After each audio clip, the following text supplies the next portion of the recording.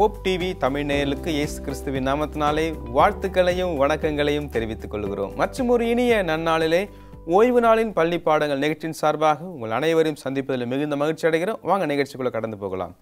இதனால் விசேஷமாய் போதகர் கெர்ஷம் போதகர் சார்ல்ஸ் இருப்பதை குறித்து மிகுந்த மகிழ்ச்சி. உங்கள் இருவரையும் நிகழ்ச்சிக்குள்ளே நான் வரவேற்றுக் கொள்கிறேன். அருமையான பாடத்தை நாம் படிக்கிறோம். போதகர் கெர்ஷம் துவக்கி வைங்க. துதிகன மகிமையாவும் இயேசுவுக்கே. தேவனுடைய பெரிதான கிருபையினாலே இந்த 2025ஆம் ஆண்டின் முதல் காலாண்டு பாடங்களை படித்து கொண்டிருக்கிறோம். இந்த காலாண்டு பாடத்தின் தலைப்பானது தேவனுடைய அன்பும் நியாயமும். இந்த வார பாடம் 3. பாடத்தின் தலைப்பு தேவனுக்கு பிரியமாய் இருப்பதற்கு. மனப்பாட வசனம் செப்பனியா 3ஆம் அதிகாரம் 17ஆம் வசனம். உன் தேவனாகிய கர்த்தர் உன் நடுவில் இருக்கிறார், அவர் வல்லமை உள்ளவர், அவர் ரட்சிப்பார், அவர் உன் பேரில் சந்தோஷமாய் மகிழ்ந்து தம்முடைய அன்பின் நிமித்தம் அமர்ந்திருப்பார், அவர் உன் பேரில் கம்பீரமாய் களி கூறுவார் என்பதே. பாஸ்டர் சார்ல்ஸ், இந்த பாடத்துக்கான ஒரு அறிமுகம். நமக்கு முன்னுரையில் ஒரு ஓமானம் கொடுக்கப்பட்டிருக்கிறது. நம்மளை யோசிக்க வைக்கிறாங்க. எப்படின்னா, ஒரு 5 வயது பையன் இருக்கிறான்னு வச்சுக்கோமே. அவன் அவங்க அப்பாட்ட வரான். அப்பாட்ட அவன் ஒரு கிஃப்ட் மாதிரி கொண்டு வரான். அந்த கிஃப்ட்டு என்ன இருக்குது உள்ளே அப்படின்னு தெரியல. ஆனால் அந்த கிஃப்ட் ரேப்பரே எப்படி இருக்குன்னா, அது ரொம்ப பார்க்குறதுக்கு நல்லா இல்லை, ஒரு மாதிரி அசிங்கமாக இருக்கிறது. ஆனாலும் அந்த அப்பாட்ட ரொம்ப சந்தோஷமாக, அப்பா என்னங்க என்னுடைய பரிசு, ஃபாதர்ஸ் டே கிஃப்ட் அப்படின்னு சொல்லி தகப்பன்மார்களுடைய நாள் என்று அந்த நாளில் கொடுக்குறான். அதை வாங்கி கொள்ளுகிற அப்பா அதை அற்பமாய் நினைத்து வாங்குறார். அவர் சொல்கிறாரு, நீ என்ன எனக்கு பெருசாக கொடுக்க போகிற, என்கிட்ட இருக்கிற காசை தான் நீ வாங்கி நான் உனக்கு கொடுத்த பாக்கெட் மணியில் தான் எனக்கு என்ன கொடுக்குற, நீ கிஃப்ட் கொடுக்குற என்று சொல்லி அந்த தகப்பன் அற்பமாக சொல்லுகிறது போல் ஒரு உதாரண கதை இங்கு நமக்கு கொடுக்கப்பட்டிருக்கிறது. ஏன் இது நமக்கு கொடுக்கப்பட்டிருக்குதுன்னா, நம்மளை சிந்திக்க வைக்கிறாங்க. ஏன்னா நிறைய நேரத்தில் நாம் தேவனை எப்படியாச்சும் பிரியப்படுத்தணும் அப்படின்னு நம்ம நினைக்கிறோம். அது மனிதனுடைய இயல்பு.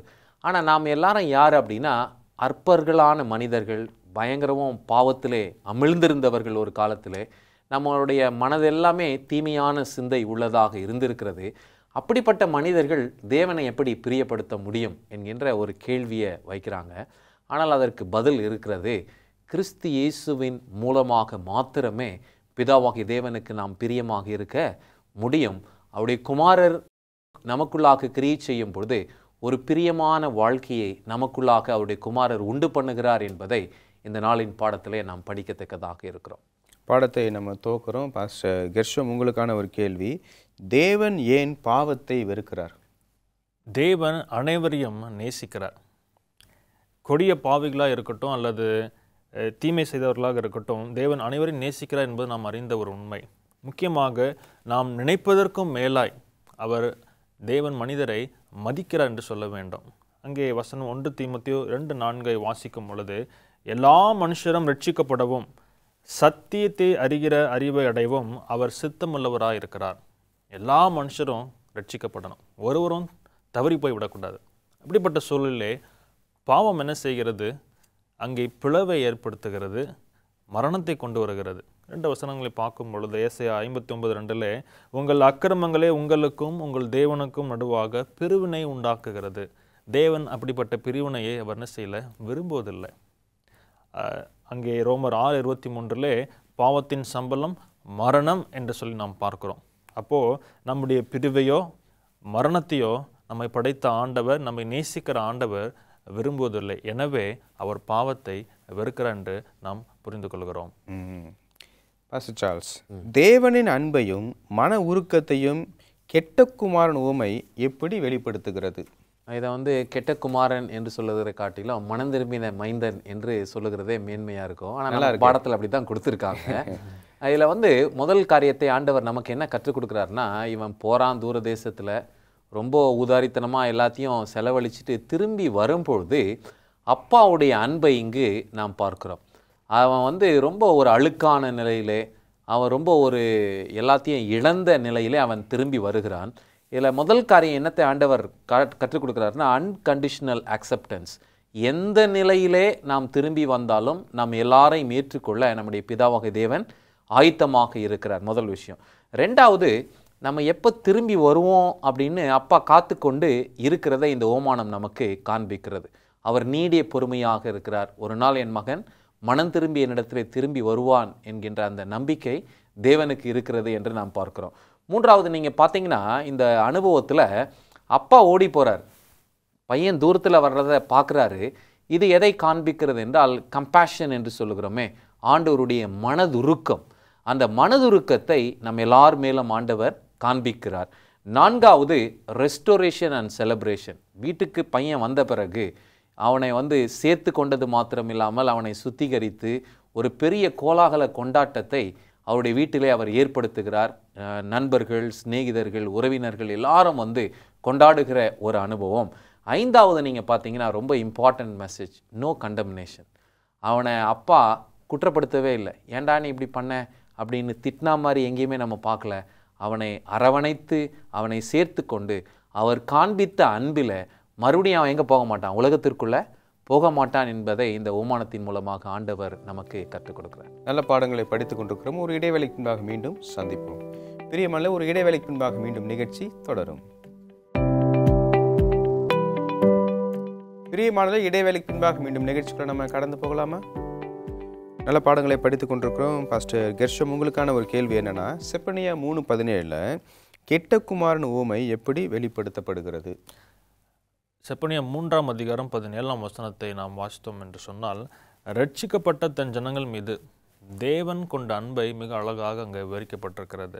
அந்த வசனத்திலே ஒரு சில வார்த்தைகளை பார்க்கும் பொழுது, உன் பேரில் சந்தோஷமாய் மகிழ்ந்து தம்முடைய அன்பின் நிமித்தம் அமர்ந்திருப்பார், அவர் உன் பேரில் கம்பீரமாய் களி கூறுவார். இந்த எபிரேய பதத்தில் பார்த்தோம் அப்படின்னா, சந்தோஷம், மனமகிழ்ச்சி, இப்படி விவரிக்கிற அனைத்து வார்த்தைகளும் என்ன செய்யப்பட்டிருக்கிறது, உள்ளடக்கின ஒரு வசனமாக அது பார்க்கப்படுகிறது. அந்த வசனத்தை பார்க்கும் பொழுது தேவன் அவர்கள் நடுவில் இருக்கிறார். இந்த அதிகாரம் முழுவதுமாக நம்ம வாசித்தோம் அப்படின்னா, ஆண்டவராகிய தேவன் அங்கே எருசலேமை அவர்களுடைய பாவத்திற்காய் கடிந்து கொள்வதை பார்க்க முடியும். அப்போ கடிந்து கொண்டு தொடர்ச்சியாக வரும் பொழுது அங்கே மீதமானவர்கள் தேவனை ஏற்றுக்கொள்ளுகிறார்கள். அப்போது ஒப்புரவாகுதல் உடனடியாக நடைபெறுகிறது என்று சொன்னால், வசனம் சொல்கிறது தேவன் அவர்கள் நடுவிலே இருக்கிறார். அந்த கெட்டகுமான் கதையில் பாஸ்டர் சொன்னது போல், அந்த மகன் மனம் திரும்பி வரும் பொழுது அந்த தகப்பன் என்ன செய்கிறாரு, தூரத்திலிருந்து பார்த்த மாத்திரத்திலே ஓடி போய் அவனை கட்டி தழுவுவதை நாம் பார்க்க முடியும். அப்போ ஆண்டவராகிய தேவன் தன்னுடைய பிள்ளைகள் மனம் திரும்புவதை எதிர்பார்க்கிறார். ஒப்புரவாகுதல் உடனடியாக நடைபெறுகிறது. லூக்கா 15:7 வாசிக்கும் பொழுது, மனம் திரும்புகிற ஒரே பாவியின் நிமித்தம் பரலோகத்தில் மிகுந்த சந்தோஷம் உண்டாயிருக்கிறது என்று சொல்லி பார்க்கிறோம். இதனோடு கூட அங்கே ஒரு ஒப்புமை, திருமணத்திற்கான ஒப்புமை அங்கே பயன்படுத்தப்பட்டிருக்கிறது. ஏசாயா 62:4 வாசிக்கும் பொழுது, நீ எப்சிபா என்றும் உன் தேசம் பியூலா என்றும் சொல்லப்படும். எப்சிபா என்றால் கர்த்தர் உன்மேல் பிரியமாக இருக்கிறார், பியூலா என்றால் உன் தேசம் வாழ்க்கைப்படும் என்று சொல்லி அங்கே மீட்கப்படும் அந்த நாளிலே மணவாளனாகிய இயேசு கிறிஸ்துவோடு ரட்சிக்கப்பட்ட பிள்ளைகளாகிய இரட்சகரும் ரட்சிக்கப்பட்ட பிள்ளைகளும் ஒன்று சேரும் அந்த நாள் தேவனின் மகிமையின் உச்சமாக இருக்கும் என்று சொல்லி நாம் பார்க்கிறோம். கர்த்தர் அந்த நாளுக்காய் காத்து கொண்டிருக்கிறார் என்பதில் எந்த ஒரு சந்தேகமும் இல்லை. ஆமென். ஏசாயா 62:4 எப்சிபியா பியூலா, இதை கேட்டே ஒருத்தர் சர்ச் மெம்பர் அவங்க 2 பொம்பளை பிள்ளைகளுக்கும் அந்த பேர் வச்சுட்டாரு. 5ஆம் வசனத்தை 2 ஆம்பளை பிள்ளை தான் 2 பிள்ளை கொடுத்துருப்பாரு, ஆனால் அதை நிறுத்திட்டார் கடவுள்.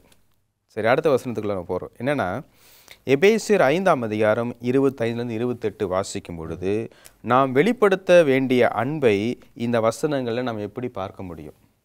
இது கணவன் மனைவியிடத்திலே காண்பிக்கும் அன்பை ஒப்பிட்டு பேசுகிறார். இதை எதற்கு பவுல் ஒப்பிடுகிறார் என்றால், கிறிஸ்து மணவாட்டியாகி அவருடைய திருச்சபையை எவ்விதமாக நேசிக்கிறார், இந்த ரகசியம் பெரிது என்று சொல்லுகிறார். நம்ம லெசன் துவங்கத்திலே 2 வார்த்தை என்று நாம் பார்த்தோம், அகாப்பே என்றும் ஃபிலியோஸ் என்றும் பார்த்தோம். இந்த 2 வார்த்தையை இந்த 4 வாக்கியங்களில் பவுல் அழகாக பிரித்து காண்பிக்கிறாரு.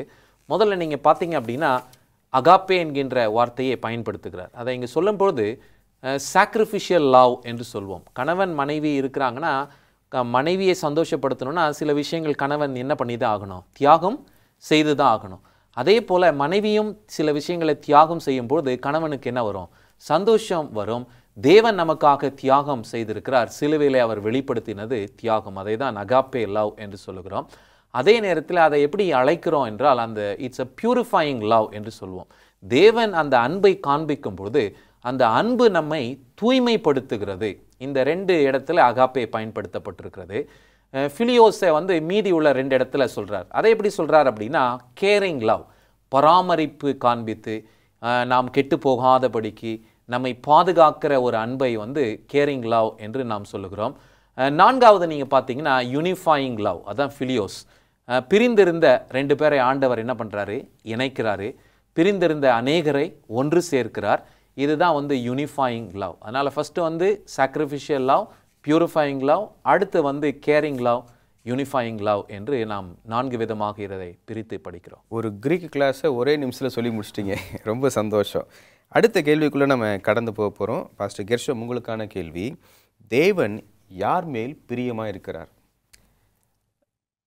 இந்த கேள்விக்கான பதிலை நாம் பார்க்கும் பொழுது, தேவன் ஒரு வல்லமையான தேவன். மனிதர்கள் தேவனுக்கு பிரியமாக இருக்க முடியுமா அப்படின்ற ஒரு கேள்வி நமக்கு எழலாம். அவர் அந்த சராசரங்களை படைத்த தேவன், இந்த பூலோகத்தில் வாழக்கூடிய ஒரு அற்பமான மனிதர்கள் அவருக்கு எப்படி பிரியத்தை கொடுக்க முடியும்? ஏனென்று சொன்னால், நாம் முன்பே படித்தது போல தேவனுக்கு தேவை என்று ஒன்று கிடையாது. அப்படி இருக்கும் பொழுது அவருக்கு அப்படிப்பட்ட சூழலிலே நாம் எப்படி அவருக்கு பிரியமாக நடந்து கொள்ள முடியும்? ஒரு சில வசனங்களை நாம் வாசித்தோம் என்று சொன்னால், அங்கே ஏசாயா 43ஆம் அதிகாரம் 4ஆம் வசனம், வேத வசனமானது சொல்லுகிறது, நீ என் பார்வைக்கு அருமையானபடியினால் கனம் பெற்றாய், நானும் உன்னை சிநேகித்தேன். ஆனால் வசனம் சொல்லுகிறது, தேவனுக்கு நாம் அருமையானபடியாக இருக்கிறோம். அங்கே தேவன் நம்மை சிநேகிக்கிறார் என்று சொல்லி சங்கீத பாட்டு 149 4ஆம் வசனத்திலே வாசிக்கும் பொழுது, கர்த்தர் தம்முடைய ஜனத்தின் மேல் பிரியம் வைக்கிறார்.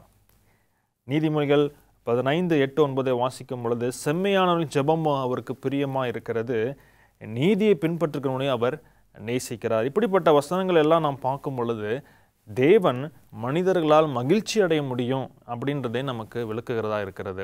அங்கே சங்கீதம் 146:8 வாசிக்கும் பொழுது, நீதிமான்களை கர்த்தர் சிநேகிக்கிறார்.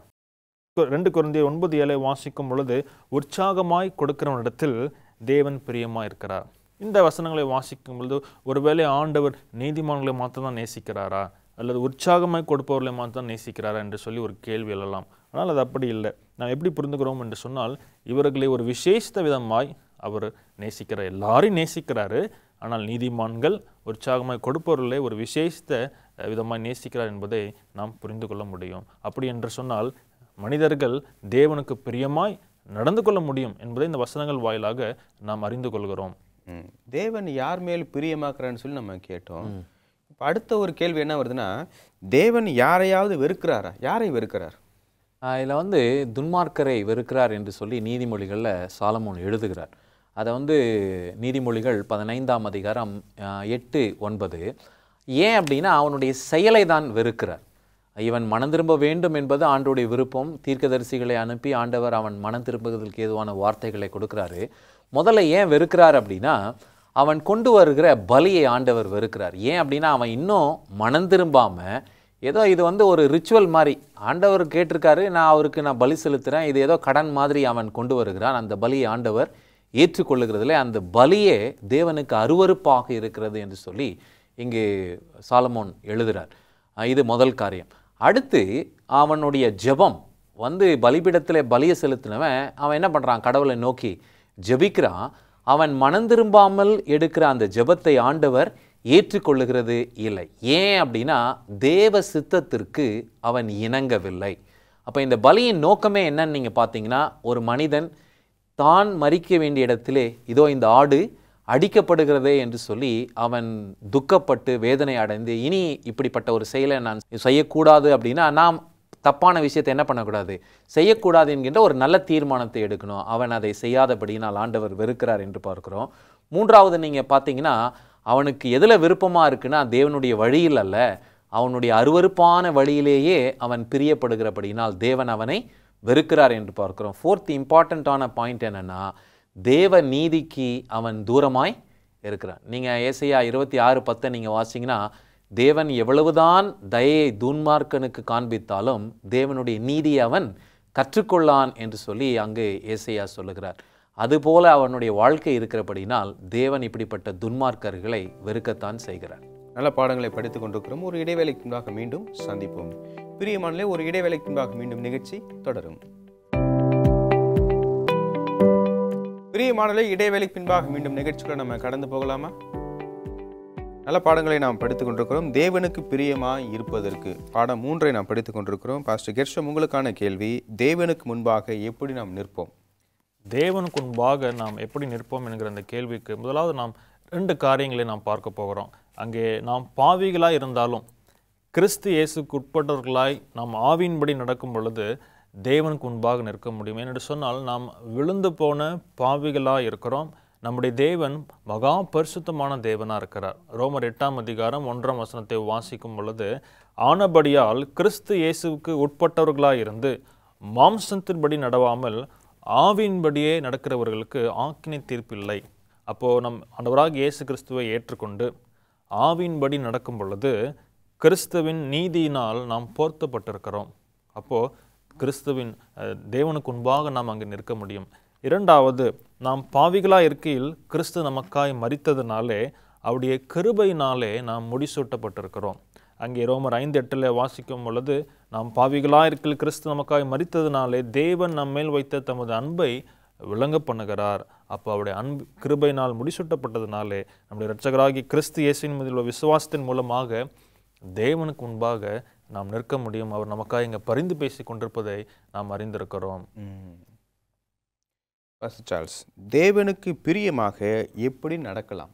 நம்முடைய நற்கிரியைகளினாலோ அல்லது நம்முடைய நல்ல செயல்பாடுகளினால் ஒருபோதும் தேவனை நாம் பிரியப்படுத்தவே முடியாது. ஏன் அப்படின்னா, அவர் பரிசுத்தமான தேவன். அவருக்கு பிரியமாக இருக்கணும் அப்படின்னா ஒரு மேன்மையான வழியை ஆண்டவர் வைத்திருக்கிறார்.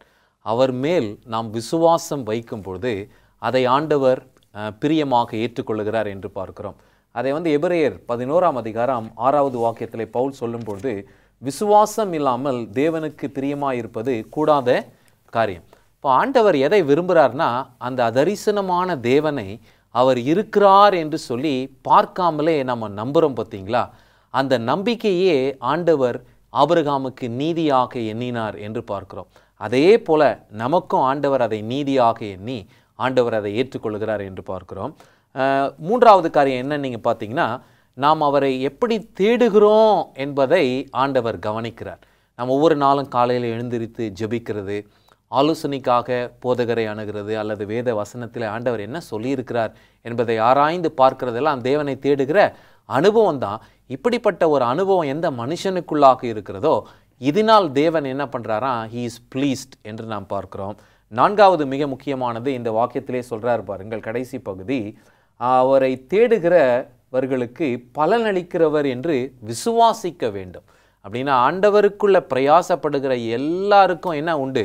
ஒரு ரிவார்டு உண்டு. அதை கர்த்தர் கொடுப்பார் என்கின்ற நம்பிக்கையோடு செய்ய வேண்டும். இன்றைக்கி நிறைய பேர் ஏன் சோர்ந்து போகிறாங்கன்னா, பாஸ்டர் நான் அவருக்கு அதை செஞ்சேன் பாஸ்டர், ஆனால் அவர் மறுபடியும் ஒன்றுமே செய்யலை. அவர்களுக்காக நாம் எதையும் செய்ய வேண்டிய அவசியம் இல்லை.